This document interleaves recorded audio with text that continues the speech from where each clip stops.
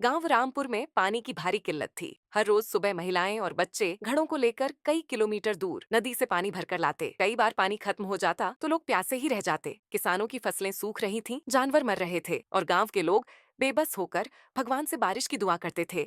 इसी गांव में एक गरीब किसान रघु अपने बेटे मोहन के साथ रहता था। रघु के पास छोटी सी जमीन थी, लेकिन पानी के अभाव में वह भी बंजर हो गई थी। मोहन एक होशियार और जिज्ञासु लड़का था। उसे अपने गांव की हालत देखकर बहुत दुख होता था। वह सोचता रहता था कि कोई उपाय निकाल सके जिससे पानी की समस्या हल हो जाए। एक दिन स्कूल में मास्टर जी ने वर्षा जल संचयन यानी रेन वाटर हार्वेस्टिंग के बारे में पढ़ाया। मोहन के दिमाग में एक अनोखा विचार आया। वह घर आया और अपनी माँ से मिट्टी के कुछ बड़े घड़े मांगे। फिर उसने गांव के बुजुर्गों से मदद लेकर कई गड्ढे खोदे और छप्पर से पानी इकट्ठा करने की योजना बनाई। जब गांव वालों को उसकी बात समझ नहीं आई तो उसने खुद अपने घर में यह तरीका अपनाया। कुछ ही दिनों बाद बारिश आई। मोहन के बनाए हुए घड़ों और गड्ढों में पानी भर गया। जब बाकी गांव वाले पानी के लिए परेशान थे, तब मोहन के पास पर्याप्त पानी था। अब लोगों को समझ आ गया कि यह तरीका कितना कारगर है। धीरे धीरे पूरे गांव ने यह प्रणाली अपनानी शुरू कर दी। कुछ महीनों में गांव के कुएं भी पानी से भरने लगे। अब रामपुर में पानी की कोई किल्लत नहीं थी। फसलें लहलहा उठी और गांव के लोग राहत की सांस लेने लगे। सबने मोहन को धन्यवाद दिया और उसे गांव का